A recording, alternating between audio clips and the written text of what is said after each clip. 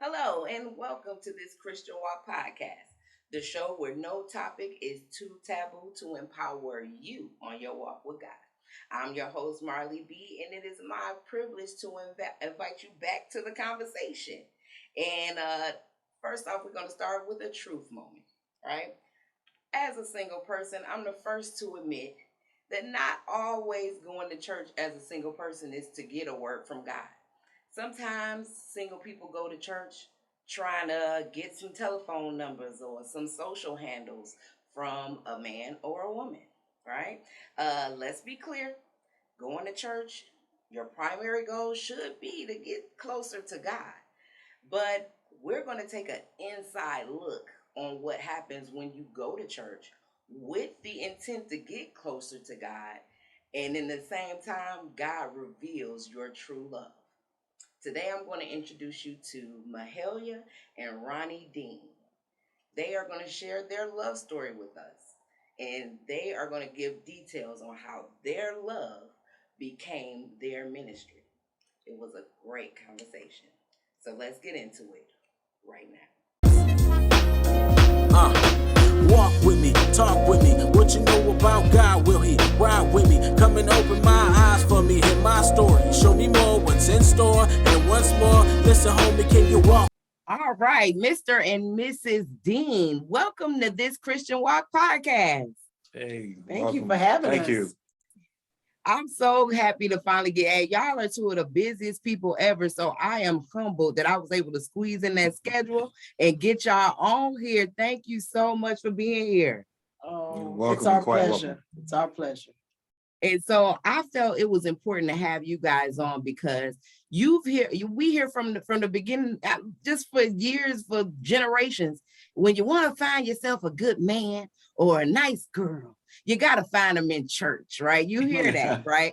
But we know that's not always the case. You go to church looking, and that's some of the most predatory people ever, dishonest people ever can be in there, because church is not a place full of perfect people. It's a hospital full of Right. people Yeah. that need help, right? Absolutely. So- That's exactly what it is. Exactly. So you don't need perfection, but when that thing happens and God reveals your soulmate to you in church, that's something that really can happen. And you guys' love story is a testament of when that happens.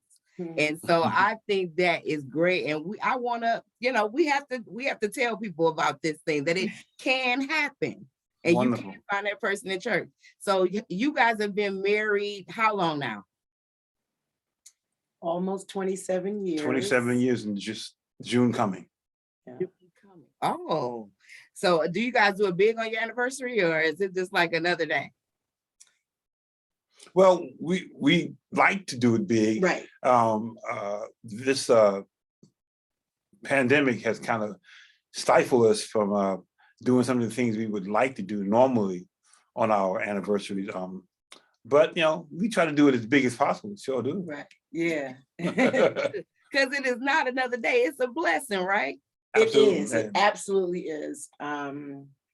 It's ironic, not ironic, but it is what it is. Not only is it our anniversary, but it's also Ron's birthday. And let me just jump out the gate and say that he set the wedding date. And the reason why he set it on his birthday is because First, I'll never forget, number one. And and it was the best day to have it. I mean, birthday. I mean, really. I mean, we were choosing dates. I mean, to be honest, we actually wanted to have it on June 3rd or something like that. And that my cousin was getting married that same day. So we said, well, I mean, the 17th is a great day, and I said, well, that's fine with me. I kept saying, are you sure?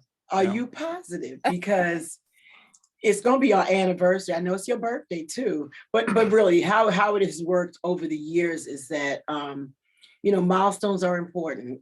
And so when it's a milestone for him, not that we diminish our anniversary, but we celebrate him. We celebrate the fact that God has extended his life so that we can continue to enjoy each other. So that's kind of how we've been doing it, and I guess it's been working. I mean, every so often there is we call it the 3-in-1. Yeah. The 3-in-1 is my birthday. It's my anniversary. No, it's my birthday, my anniversary, and it's Father's Day. Yeah. Yeah, every so often that when the 17th of June is on a Sunday, yeah, it's called my 3-in-1. Now, that entire day is focused on nobody else but me. Yeah. Yeah. Well, that is beautiful. And I was wondering, is it kind of like that feel of Christmas? How like people feel robbed when their birthday is close to Christmas. And it kind of take away from the gifts, but it seems like it's more of a blessing when it's done this way. You know what I mean? It's definitely a blessing. And we I'm not really real materialistic kind of guy. So, you don't have to, just being there for me, being there with me is gift enough. So I don't need a whole lot of things, so what I want, she won't buy, she can't buy anyway. So what I was waiting to hear? I wanted you to hear that she would be my birthday gift every year. And she is.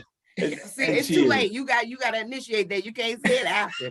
You got to initiate that. You can't say but next time somebody asks you, you got to go there and go right there and get all the I'll know next time. Thank you.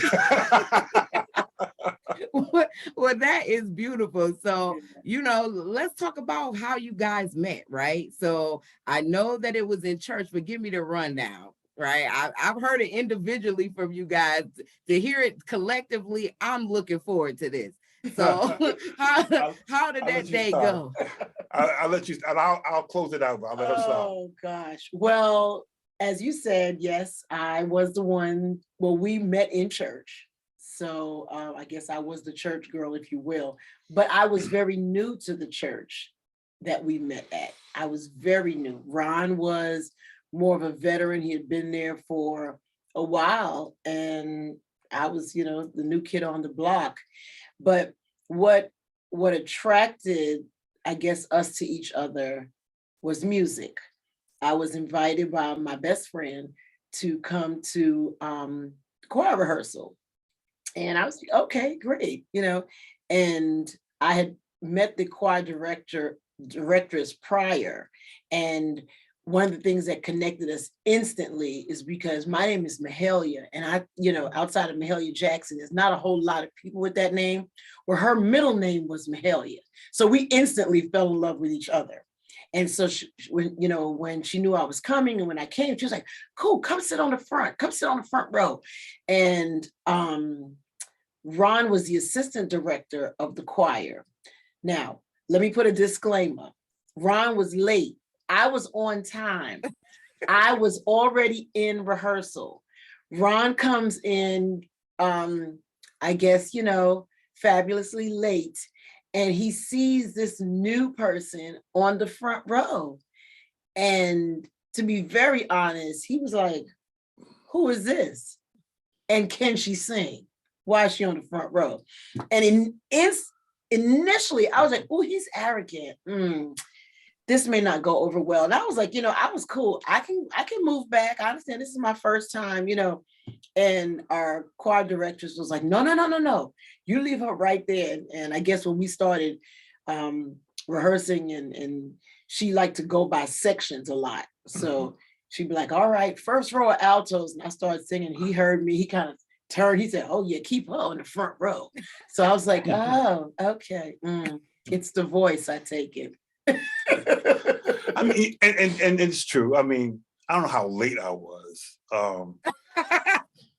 but fashionably late. But I was the assistant director, but I was also the music director to make sure all the parts are right, all the stuff is right.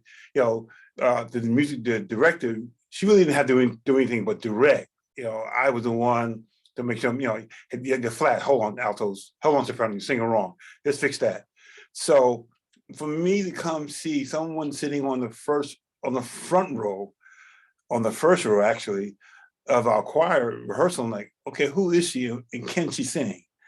And when I found out that she could sing, I started rearranging. I said, you get up and sit next to her. I got all my better singers to sing with her. I said, now we got a section, So, I wasn't arrogant, but I love music. and I'm a perfectionist. And then I always said that I wanted to meet somebody that I can hang out, a female that can sing.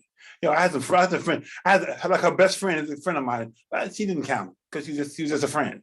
But I wanted to meet somebody that could sing, and here we are today. Was that hard for you being around people that sung all the time? Was it hard for you to be around a good singer? For me? Mm-hmm. No. I was, most of my friends were singers or musicians, so I was around great singing all the time. But people like to join, with a choir, with a church choir. We didn't have auditions, so if you wanted to make a noise, you can come in and join the choir. So it was part of my noise. Yeah, right. Yeah.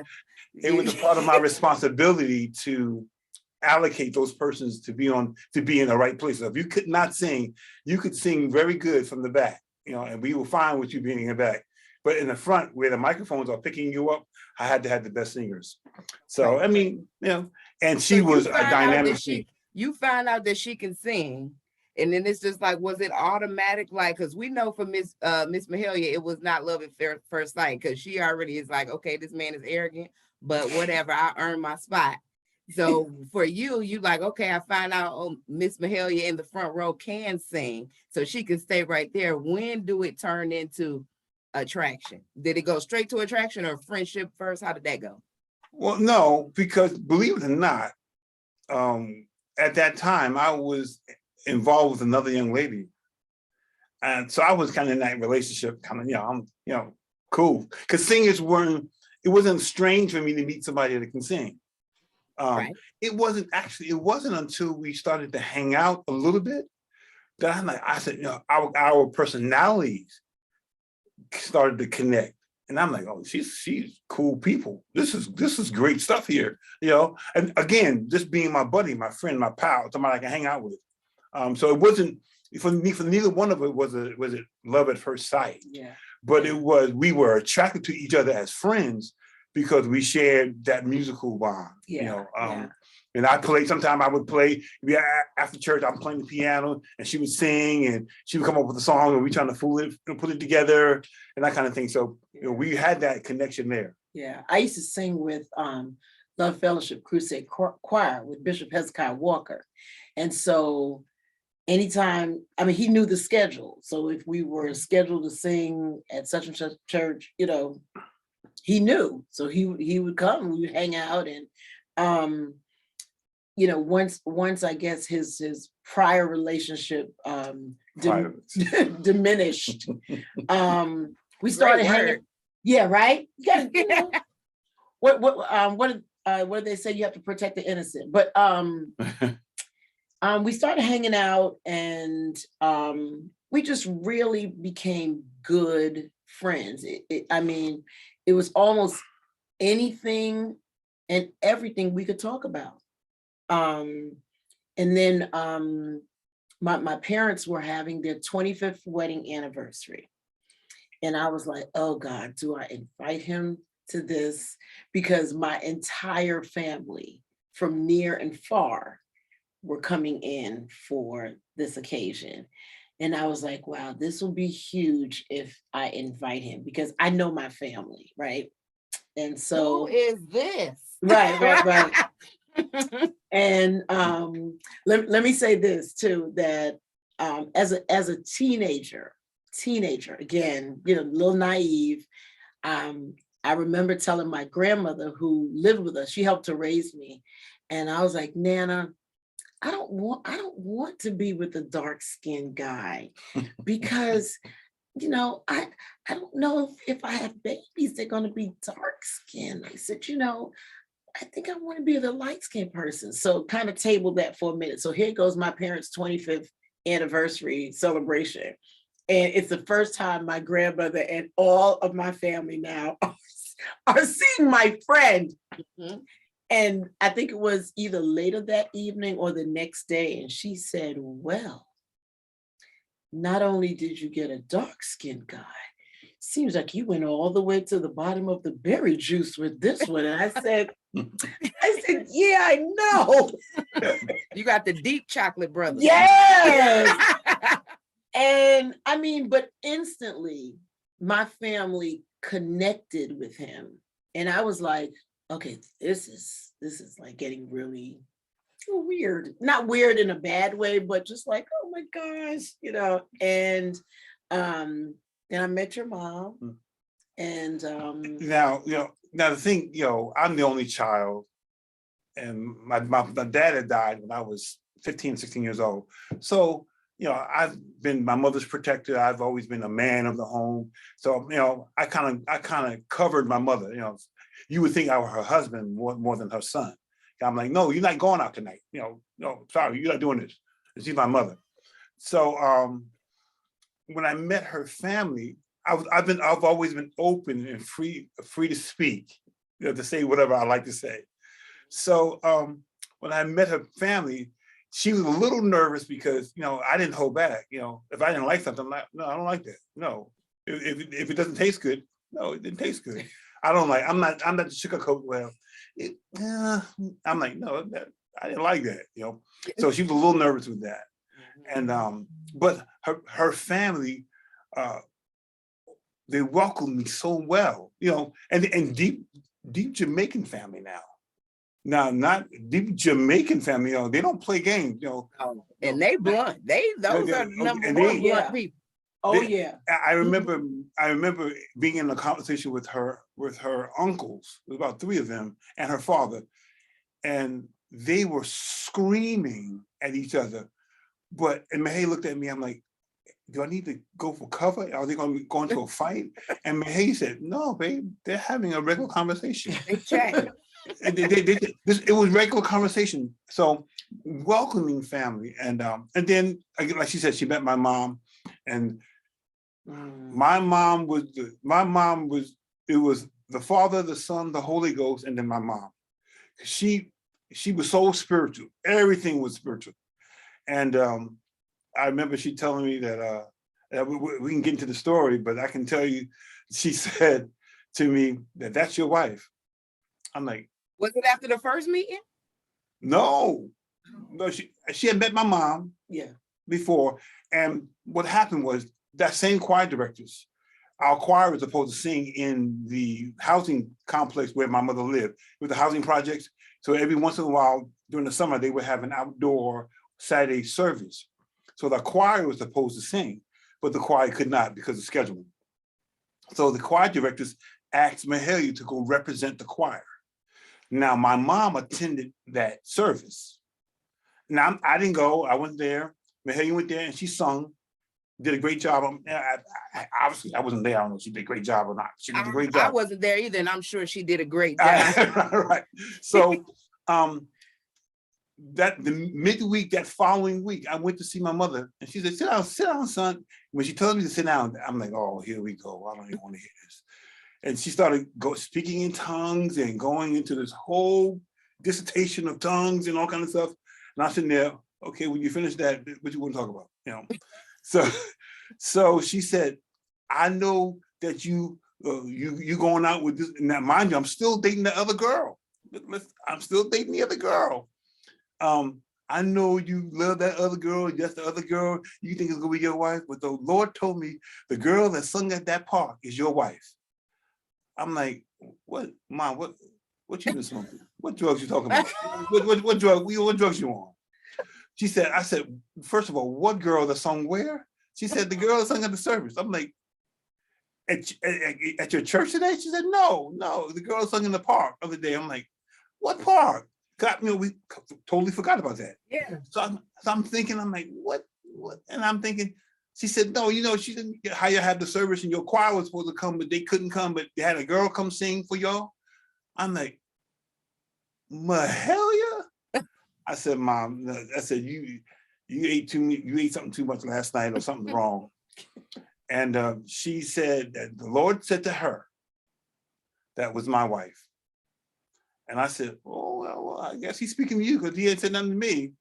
And this at that time. Fast forward, I was part of a group and we were traveling around and my mother came to a concert and I reintroduced Mahalia to her.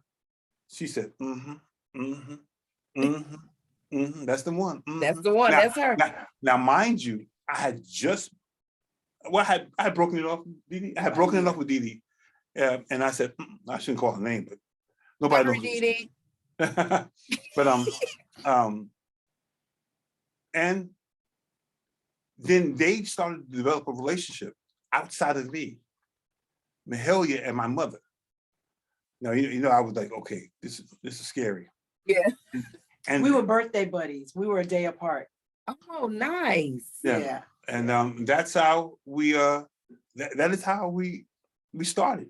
But I always knew something was special about Mahalia, even as friends. Like if I go back just a second, when she told you about how we used to go to, like, Bishop Hezekiah Walker used to have a fourth Sunday night service, and we would go there all the time. And I never forget one time we went and we said, let's drive through the city. Instead of going straight home, let's drive through the city. And I was at the tail end of my relationship, of my previous relationship. I was at the tail end. So I said, let's go to the city. So we went to the city. She said, stop, pull over here. I want to look at this dress inside Macy's. In a window. Yeah, some Macy's show window, something like that. So yeah, she was singing with the choir. So they had on all black, and she had on these stockings. Remember the years ago, the stocking with the little seam in the back? Yes. Yeah. So she went to the window to look at this dress, and I looked at her legs and I said, Lord have mercy. I said, praise God, praise God, praise God. So that's when it hit you that for the first time. I mean, she was always beautiful. I always said, hey, you're a beautiful girl. I mean, but you know how something just hits you, and it would change my entire vision and perspective at that point. Right then, when she walked, you know, I'm like, wow. I said, nah. I said, you tell your flesh, nah. That's nah. And from that time, it was building all along. But from that time to this very day, I love those legs. And then how long did it take from that moment to the end with old Dee Dee? Well, that was on a fast not even slow decline. It was on a fast decline anyway. Okay. And you know, there were certain qualities that she just didn't have that I wanted. You know, I wanted somebody that, yeah, I'm a musician. You know, you cannot marry me and be insecure. That is, because I play and I sing. I'm always in studios with a lot of different people, and I couldn't have anyone that had insecurity issues. And because you have to trust me. You just have to trust me. And there was a problem there. So it was one thing after another, and you know, I never forget, we ended it Christmas Day. It was Christmas Day that I ended that relationship. Christmas Day, and the Lord was good. He was born, and my new life for me was born. But, dang, did she get a present? Or that was a present? If she did, if I had one, she didn't get it that day. But her departing gift. Yeah, and we were friends then, but then it started to become, you know, more than friends and all that good stuff. And here we are today. So so we know when it happened for you, when the legs took hold of Ron Dean's heart. But Miss Mahalia, when did it go from friendship to romance for you? Was it actually when you started going that way? Very beginning. Whatever. Oh Lord, for those of you that will watch this on replay, forgive. No, I'm real big on family. I'm really, really big on family. And to see my brothers gel and jive with Ron was huge for me. Like he said, you know, we're from West Indian culture, and things can get a little loud and boisterous, but they're overprotective. My dad is overprotective, And at one time, he and Ronnie, it's not that they bumped heads, but like Ronnie said, he can go toe to toe with anybody. And it was like, what? And when my father realized this is a strong man, he could trust this man with his daughter, is when I think you kind of just let go at that point. You're like, you know what? He's it. This is the guy, and we still have a lot of fun together. Ronnie and I can sit around and laugh at some of the dumbest stuff. And I mean laugh until our sides are hurting. And so we had a very strong friendship. And that's one of the things, I really want to put out there, off the bat. You need, it's like the foundation of a house. You need a solid friendship prior to marriage. You do. And it's not that you can't grow and evolve in a friendship, but if it's a physical attraction thing from the get-go, that can change. Anything can happen. If we have time, we'll tell you a little bit about that, but we were always friends. And even in some of our toughest moments as a married couple, it was our base friendship foundation that allowed us to still stand and endure and weather some really tough times. So when it actually went to you guys courting, how long did you guys court before you jumped the broom, before you made it official? I don't think it was a year. Maybe it was in we started courting, I guess you would say, maybe mid-year 94. Yeah, we got married in June 95. Yeah. I mean, started courting. Like really, yeah. Because we were always friends. So to hang out was not a big deal, but when we realized, okay, there's something here, we both acknowledged it. Right. We both wanted it. And we were like, okay, I think it took a minute, a little longer than maybe I would have liked, because he was, still kind of releasing residue, if you will, again, to be very candid and nice. But again, it was our friendship. If anything, it kept going back to the fact that we were friends and we could talk about anything. If he was hurting, we could talk about it. If I felt like I needed to challenge him, we could talk about it. If he felt like he needed to challenge me, we could talk about it, and respect was there. We weren't trying to diminish anybody. I mean, you have little spats even in marriage, again, because let me say this, when you go from courting and you break that barrier into marriage, things change drastically. I always say it's like this spirit now, because you've become one. You've taken on this man's name. You've become one flesh, one partner, and we little things, because you're really now getting to know each other. And even though we were friends for a minute, this is different. We're husband and wife now, so this is a whole different dynamic that we're in. So, and I love that, because you have those people that feel like marriage is something that is overrated. It's something that's an outdated ritual that is used to, just put people's love on paper, and if there's no real difference. What would you say to people who, because to me, I feel like there is a difference, because I know people who have been together a long time, but you see when it's something happen when they get married, because it's different. And I've seen it happen to where they date long times and then it implodes. And then when they get married, and then I've seen when they are together a long time, and then when they get married, it's like how they move is just a little bit different because it's official. It's like, because they're moving as one, you see this beautiful manifestation of their love and how they move and how they grow. you know. And so I'm curious to how you guys feel about that. Like, is there a difference? Do you think it's okay to just be together and not call it, make it official? Or, what do you guys think about that? Well, I think like this. I think that,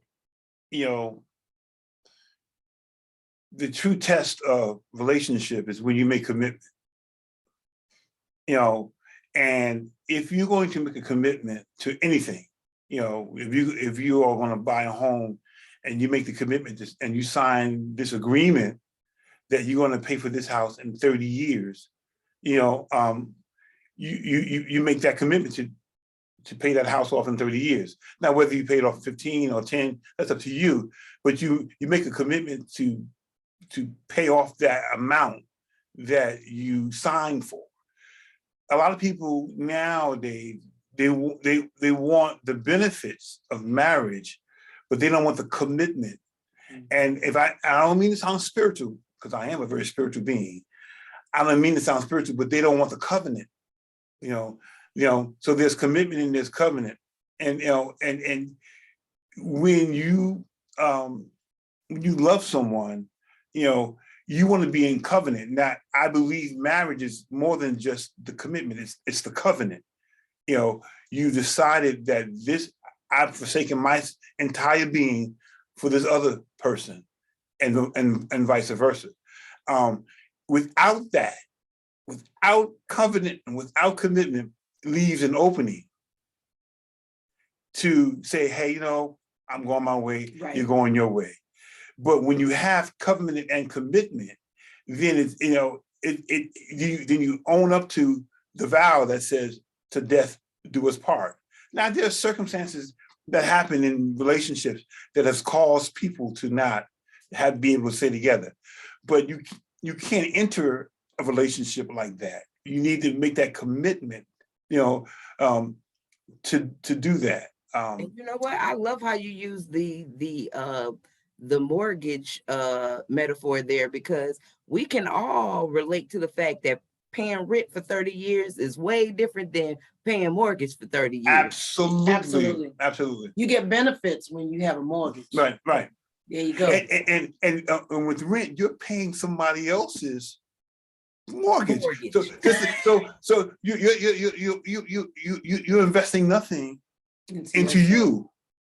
You're investing to somebody else. There's no investment for you. You think it is because you have rented this space, but there is no investment for you. Now, when you pay a mortgage, you're investing it in yourself. So the same thing as relationship. When you commit and when you get in covenant, the investment is now in the two of you all, and not just, I can get out anytime I want. Because you could be committed and on the covenant and get out if you want to, but that's not the mindset. Right. The mind has to be renewed. The mind has to be right. And let me say this: and someone told me this very, very early. It is not. You hear it, 50-50. There is no such equation in marriage. You bring 100%. And the other person brings 100%. Because when you leave that other 50%, like Ron said, there is an opening. And when you leave when you allow yourself to have an opening, you allow yourself to have an exit. So this is what we see a lot, because we don't come in 100%. We don't come in, we come in with stipulations. We come in with, well, if by year 5, let's try this. And it, like Ron said, it's a mindset. It's like, no, and if you notice, that's why even there's been some distortion, even with the traditional marriage vows. People want to write their own.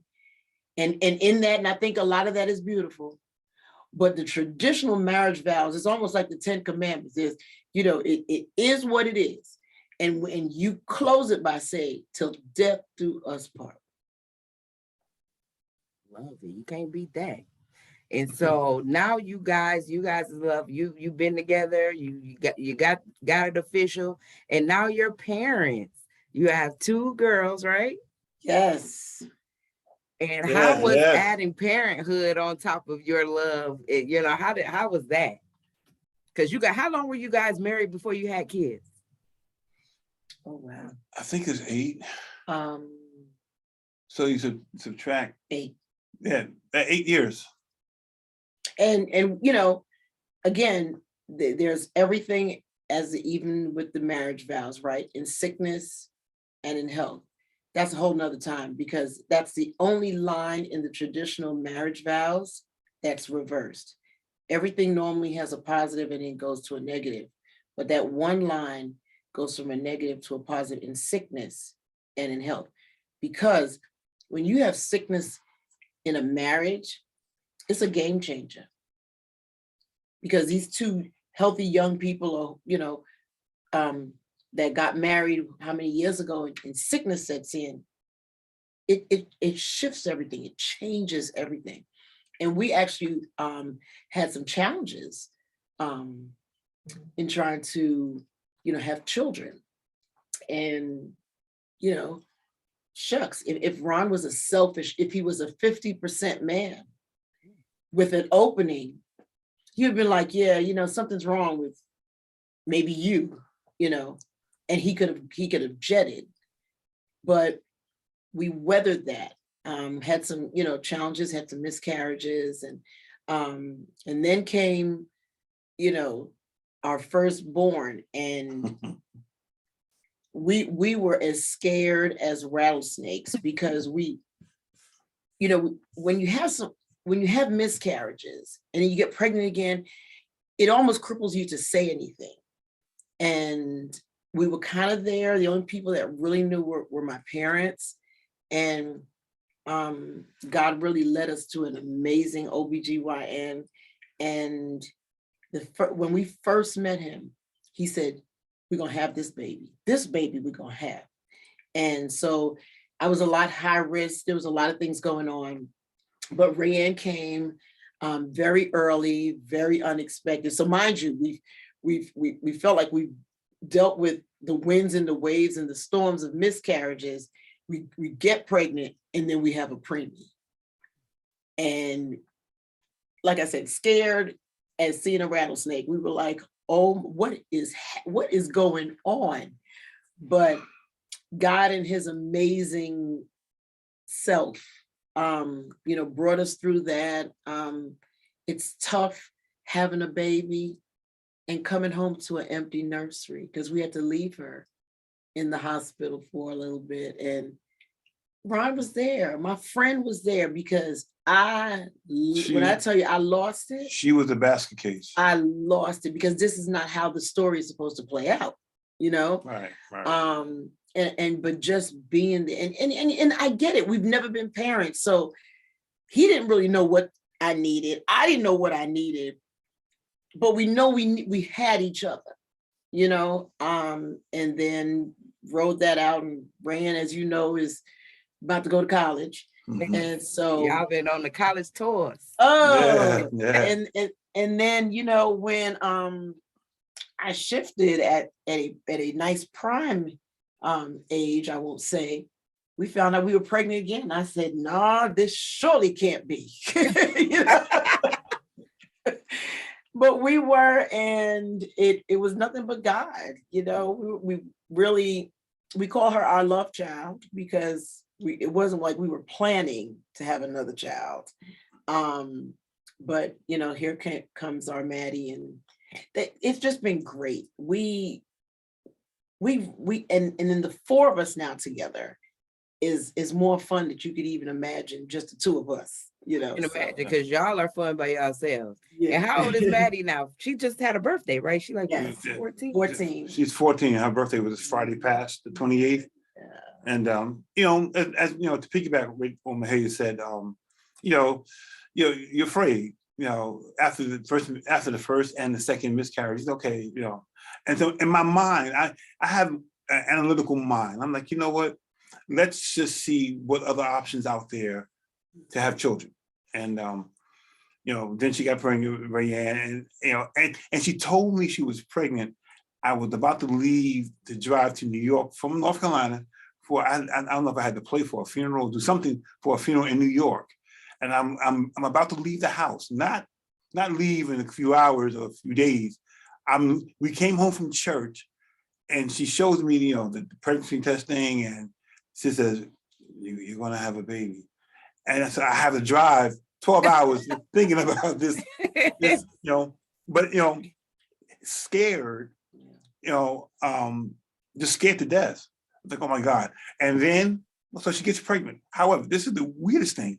I'm a part of the Church of God in Christ. I was a part of the Church of God in Christ, and they would have a convention. And so I wasn't going to go that year. She said, well, you should go. Go ahead. You should go. You should go. This is the November. You should go. You should go. And I get there, and then my sister-in-law calls me and says that, well, Maha's at the hospital because, something was going on. What were you having? My blood pressure. Her blood pressure was rising. And I'm like, oh my God, I'm 900 miles away from my wife. She's pregnant. I'm going crazy. However, the Lord had it set up where instead of staying to that Sunday, I stayed to that Saturday. But by the time I got home that Saturday, she was already back home and everything was fine. And although Marianne came early, she came, 33 weeks versus the 40 week. And, of course, you deal with, she's small, we already know she's small, please don't add that to our feelings, and we, and of course in your mind, like, she's gonna grow. So, for the first month or so, I'm like, she's not really growing. What's going on? And then all of a sudden, she started taking kapoof. And here we are today. And then Madison was a full term. Full term. I was a poster child. I was like, and, I kept saying to my doctor, I said, well, I've had a preemie. I said, we can go ahead and, just schedule this, just take her out. And he says, no, she'll be better, in cooking some more. Then I was like, do I have to go to the end? He goes, you got this. And I was like, oh. So, I was a lot older. I was like, and they are a joy to us. I mean, we can be here for hours just talking about them alone. Yeah. Well, I definitely can feel the love, even, from over here. And then seeing y'all together, y'all just a beautiful family. And, and I just love that y'all, it's the love that you guys have and live and walk in. It was ordained from the very beginning, and you could just see God giving those whispers the whole time. And for it to be so evident like that and so ordained in the beginning, and then you can just still the love coming from you guys. Like you can just see it. And, definitely feel it if you're blessed enough to be around you guys. And so that's why I knew that you were perfect for this. And the more you talk about, love, especially God ordained love, because that's the love that we want to feature here. This is this Christian walk, and why, people like me who are single and are, hoping for love. But, this single life is hard, Sure. But when you see the results of waiting on God and trusting his decision instead of trying to, pick one yourself, Right.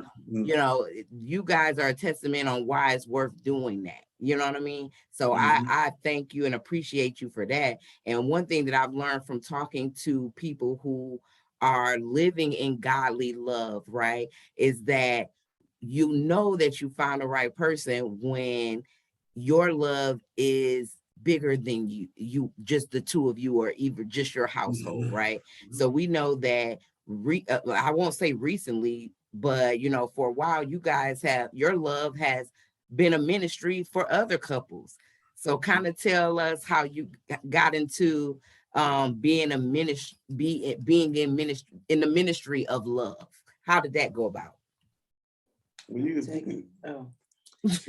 Well, couples for some reason have always been attracted to us.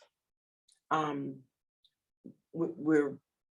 believe we're very easy to talk to, and we're transparent. We're transparent people if we've been through something that we see somebody going through the same thing, we'd like to encourage them. And so at the time, about 4 years ago, we had about 4 couples that we were mentoring. And I said, it'd be really nice to just get everybody together. Let's do something. Let's have a big date night.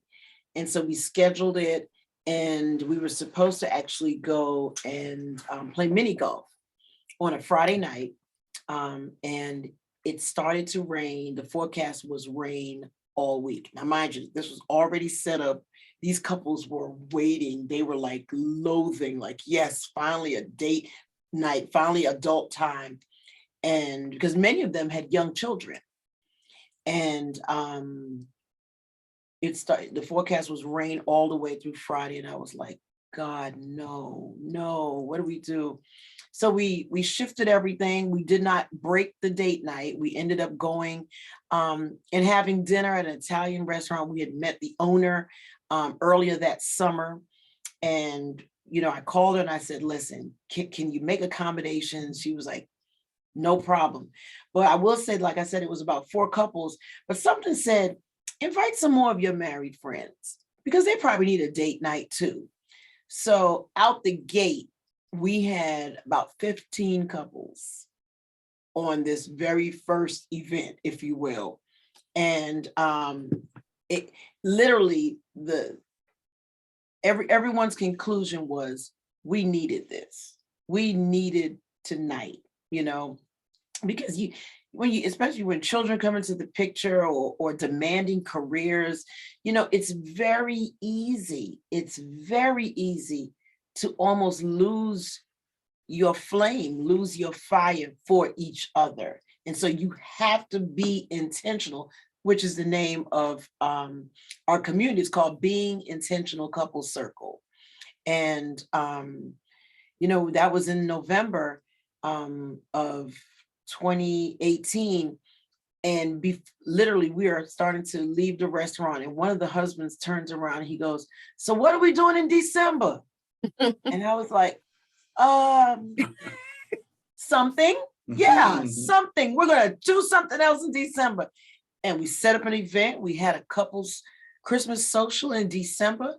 And literally after that event was over, so where are we going in January? And it was like a bicycle going downhill. It was like, what these people are really, we're needing this. And Ron and I realized, okay, we've got to keep going with this. And my husband's a very wise man. So we had some fun activities in the beginning, and he said, you know what, let's shift it for our next one. So this is maybe around our 4th or 5th event. And we have some very dear friends, the Days from New York, and they are marriage therapists really in their own right. And we invited them in, and they did a workshop for the couples, and I mean, game changer. And we just kept going. And I was like, oh my God. And then, just started growing, and couples started inviting other couples, and then COVID hits. And I'm like, oh my God, that literally shut down, gatherings and events and things like that. And that was March. And I was like, oh my God. And then April. And then I remember I think I was coming out of prayer, and I said to Ronnie, we have to do something. I just feel marriages are in trouble. We've got to do something. We can't just not just do anything. And so I said, well, all we've got is Zoom. All we have is Zoom. And so remember, doing that. And the Lord, I felt very strongly in my spirit. The Lord said, open your phone and just start inviting couples, not necessarily from North Carolina, because now we can see people from anywhere. And I started to just, text some of my friends up in New York, and had another good friend of ours, South Carolina, and we just started. And I can't even begin to tell you it. We never saw all of this. We never forecasted this. We never assumed this. But I mean, from New York to Virginia to Kansas to Texas, I mean, there's couples all over. And we International. even went international back in May of last year. We had our first couple to come in from Jamaica, West Indies, you know, and so it's been great. And it really is. It's a community where our foundational scripture is Proverbs 27:17. It's iron sharpens iron. So does a friend sharpen another. And what we tell the couples is, listen, you are never to feel that you are on an island all by yourself. That's a trick of the enemy, to make you feel like what you're dealing with and what you're going through, nobody else is going through. And so we have this community that we really feel comfortable, you know, share. I mean, we have so many different scenarios, from blended families to second marriages to newbies, you know, those that are married less than 5 years and still trying to figure this whole thing out, you know, to we call them the OGs, you know, those of us that have 20, 30, 40 years, and people are still wanting to be better, be healthier in their marriage. And so it has been a blessing. Like I said, nothing we set out to say, you know what, we're going to start this is how it's going to go. Literally nothing. This little tiny circle just started to expand. And just to add to that, you know, one of the things that kind of confirmed that we should do this is I'm real big on, I watch folks that I deem as mentors. I watch them. And to have couples that have been married for what, 40 some odd years, come on to our little circle and glean from us. Sometimes it's just amazing to me that, you know, okay, yeah, we're supposed to be doing this, because, you know, they have almost double the years that we have in marriage. And they come on, and they're not coming on as if they know it all. They're coming on to receive what we have, which is amazing to me. So that is what actually fuels me more, to make sure that, you know, what we have to give, we're trying to give and make it authentic. I often use the term, there's transparency, which you can see clearly through, and then there's translucent, which you can kind of see the figurine. You can see in, but you can't really make it out. And a lot of relationships, although, especially I hate to say it, especially in the church, they're not transparent. They're translucent. So it looks good, but you can't really make it out, you know. And so we're trying to be that transparent type of couple. You know, every day is not sunshine day in the Dean home, for sure. But we try to come to a resolve. And I want her to look at me as the head of the home, but I have to earn that. It's not a given. I have to earn that. And a lot of men, I hate to say it, guys, I'm telling you now, I hate to say it, you have to earn that. It's not, we want that, but we have to earn that. Yeah. So at this point, so I know now it was just kind of the thing that just kind of build on its own, like God did it. Y'all was just going along for a ride, right? Yeah. But now you own that this is your ministry, right? And so a ministry that God has entrusted in you guys, right? So what do you guys see, you know, going forward with big? It's big, right? BICC, right? What do you see, you know, in the future? You know, COVID thought that it had you, but God used it for your good, right? Because it helped you to spread this thing. And we know that our God is intentional. So we know all of this stuff was supposed to happen. And it was for things like this with our churches, and definitely for ministries like you guys have. So what do you see in the future for Big? Well, what would you like to see? What would you like to see it do? Well, one of the things that now that it's not just Charlotte, we would love, and we actually have one couple who was part of the first 4 couples that we were mentoring. They're actually in Georgia now, and we have made them ambassadors of being intentional in Georgia, and to take it on, and everything that we've poured into them, still being here as mentors and things like that, but make it happen in Georgia.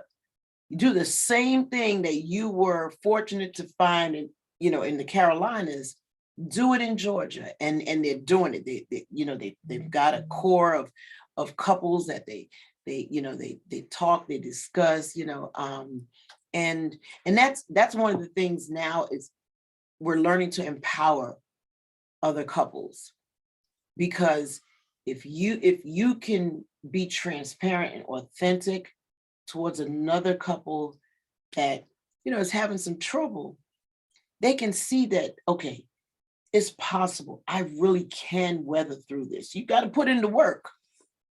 But we can get through this. We really can, with intentionality. That's who we are, is being intentional. And like Ronnie says, every day is not rainbows and unicorns, I like to say. You got to put in the work. And I've said it many times, marriage is work, but it's worth the work.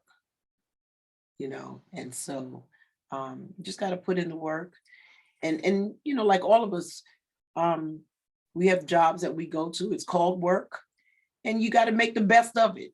Sometimes you don't want to go, but you know what? Okay, if I go today, this is what we're going to do. We're gonna play some music. We're gonna do whatever we have to do, so that we can be successful, we can be productive, and we at the end of the day, we get what we have earned.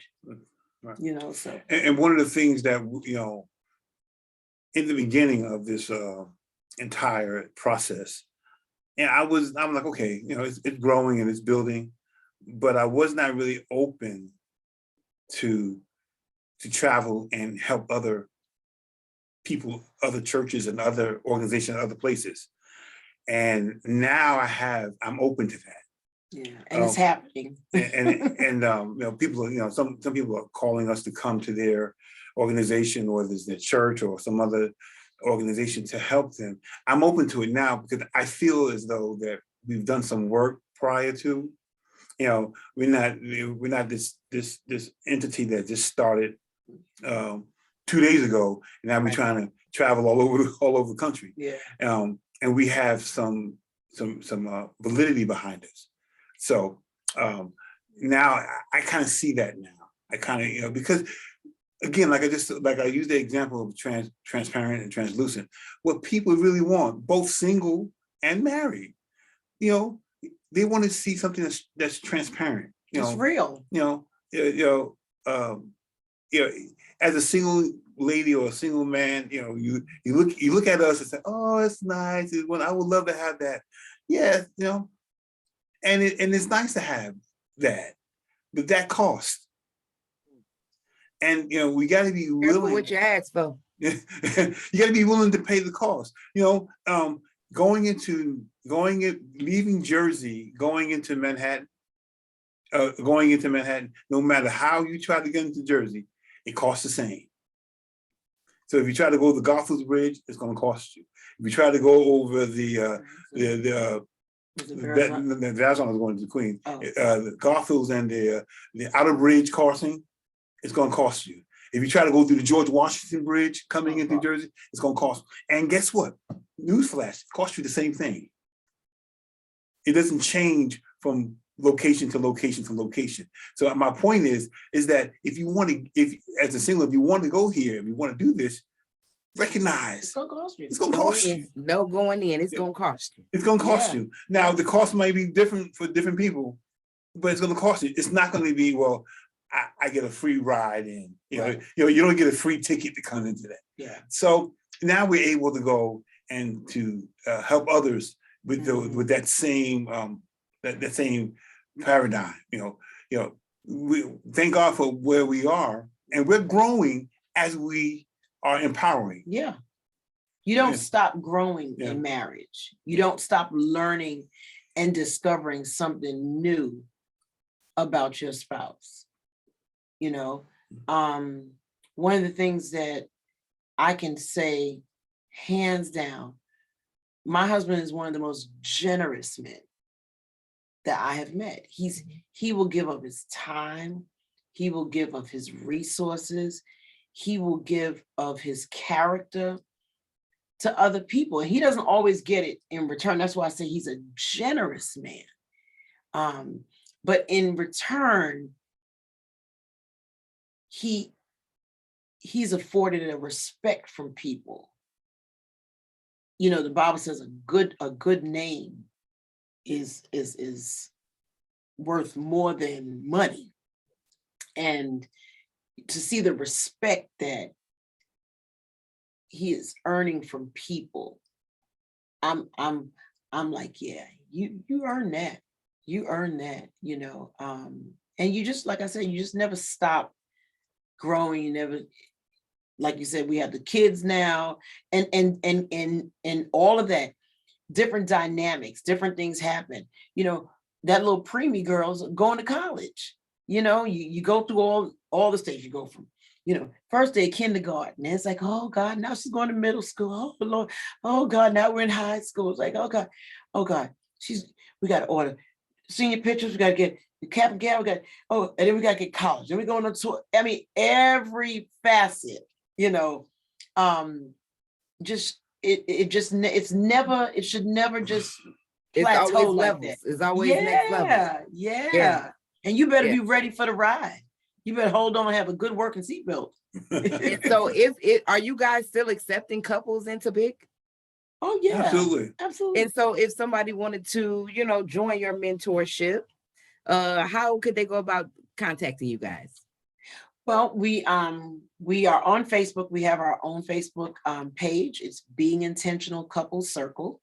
And they can go and ask to be, you know, it's a private group, but they can definitely go and they want to email us.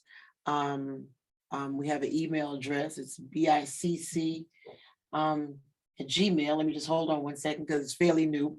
But but we would love definitely by way of Facebook, I would say is the first leg to get on. And then we would absolutely. Yeah, we don't, you know, we're open to anyone that want to join, because sometimes people join not to be helped, but to help. You know, they bring a character, or they bring something to the table that we don't even have experience in, and that helps us. Right. So you guys are building community for marriages, and it's definitely a beautiful thing. And thank you. You are so welcome. Thank you guys. Thank you for being here. Thank you for sharing your love story with us and your ministry. This is about love and ministry. You guys are the embodiment of that. Thank you for the work that you guys are doing for the kingdom of God. We all know that marriages are under attack. And you guys are on the front lines of that. So thank you for your love. Thank you for your ministry. And thank you for being on TCW. Thank you for having us. Thank you for having us. We have enjoyed our chat. All right, guys. Thanks. Thank you so much to Miss Mahalia and Ron Dean for coming on to the show and sharing your love story with us. It truly inspired me the way you love each other and the way you love and serve the kingdom of God. So if this information, this conversation spoke to you, please like it, please share it. Definitely comment on the comment section in YouTube. Don't forget to subscribe to my channel so that you can get new alerts from us as we release new content for you. And if you don't want to look on YouTube, you can definitely listen to us on iHeart Radio as well as Apple Podcasts. So the word for today, good people, is intentional. We have to remember that God is intentional in everything he does. He was intentional when he made this entire universe, when he made us and strategically placed us in this world to do his purpose for our lives. so that we can do all that we do for his glory, right? So in turn, we want to make sure that we're being intentional in everything that we do and to everyone that we love. And when we do that, that's when we can make sure that we are blessed and we are getting everything that God has for us and walking in everything that he has for us. And I know on this walk with God, loving God can be easy. Trusting God can be hard. But I believe that we can all get there one step at a time on this Christian walk. And until I see you again, I wish you all peace and love. Walk with me, talk with me. What you know about God? Will he ride with me? Come and open my eyes for me. Hear my story. Show me more what's in store. And once more, listen, homie, can you walk with me? Talk with me. What you know about God? Will he ride with me? Come and open my eyes for me. Hear my story. Show me more what's in store. And once more, listen, homie, can you walk? Can you walk? Let's walk.